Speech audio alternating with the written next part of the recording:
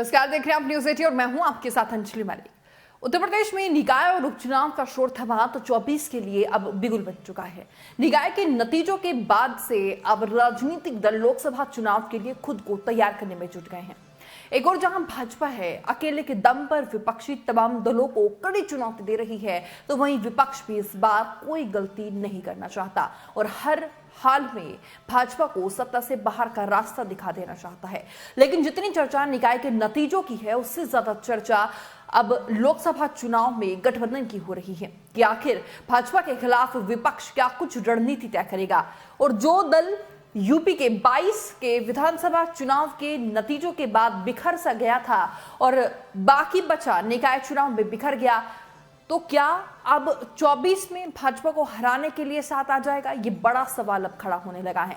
लेकिन इसी बीच जो है यूपी में गठबंधन की बात करें तो यहां अखिलेश यादव के गठबंधन से विधानसभा चुनाव के बाद जो है वो तलाक ले चुके ओम प्रकाश राजभर ने बड़ा खुलासा कर दिया है। ओम प्रकाश राजभर जो है वो 24 में भाजपा को पटखनी देने के लिए एक बार फिर से अखिलेश यादव के साथ आने को तैयार हो चुके हैं। रालोद मुखिया जयंत चौधरी के साथ उनके सुर मिलने शुरू हो चुके हैं।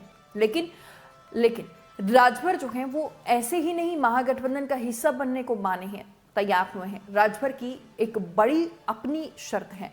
ओम प्रकाश राजभर जो है वो गठबंधन में शामिल तभी होंगे जब उस गठबंधन का हिस्सा बसपा सुप्रीमो मायावती होगी। जी, बीते कुछ दिनों से कई विपक्षी नेता जो है वो बीजेपी के खिलाफ एकजुट होकर महागठबंधन बनाने की तैयारी में जुटे हैं। कर्नाटक में कांग्रेस की बड़ी जीत के बाद ये सुर जो है और भी ज्यादा तेज हुए हैं। साथ ही बीजेपी के विरोधियों को कांग्रेस के प्रति जो है उनका रुख भी नरम पड़ता हुआ नजर आए हैं। पहले अखिलेश यादव और फिर जयंत चौधरी और अब ओम प्रकाश राजभर के सुर जो हैं वो बदलते हुए नजर आ रहे हैं। सपा प्रमुख अखिलेश यादव ने कर्नाटक चुनाव के नतीजे आने के बाद कांग्रेस के प्रति नरम रुख जो है वो दिया है और उन्होंने लोकसभा चुनाव में कांग्रेस के साथ गठबंधन करने के संकेत तक दे दिए। इसके बाद आरएलडी प्रमुख जयंत चौधरी ने भी कांग्रेस के साथ जो है वो गठबंधन पर प्रतिक्रिया दी, तो हलचल अब तेज हो गई है।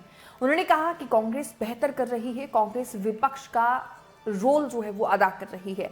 ये समय बताएगा कि क्या स्थिति बनेगी, किसके साथ जो है वो गठबंधन होता है। लेकिन गठबंधन के लिए सभी विपक्षी दल कहीं ना कहीं अब तैयार हो चुके हैं। अब शनिवार को एक निजी चैनल के साथ बातचीत करने के दौरान जो है ओम प्रकाश राजभर ने कहा कि पूरे देश की राजनीति गठबंधन के साथ जूझ रही है। दिल्ली की सरकार जो है वो 29 दलों के गठबंधन की है, प्रदेश की सरकार 3 दलों की गठबंधन की है।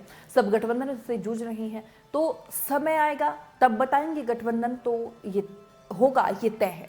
ये सवाल जो है आपको अभी नहीं बताएंगे, हम 2 या फिर 3 महीने पहले ही बताएंगे। तो ओम प्रकाश राजभर का ये बयान सामने आया है।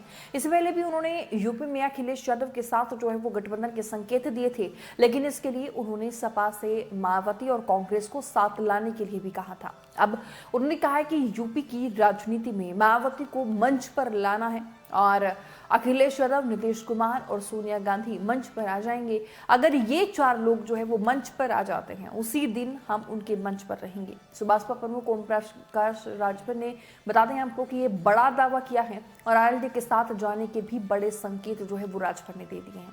मतलब है कि राजभर जो है वो पूर्वांचल में अपना अच्छा खासा दबदबा मानते हैं, अच्छा वोट बैंक मानते हैं, इसीलिए ये बड़ा दावा करते हैं।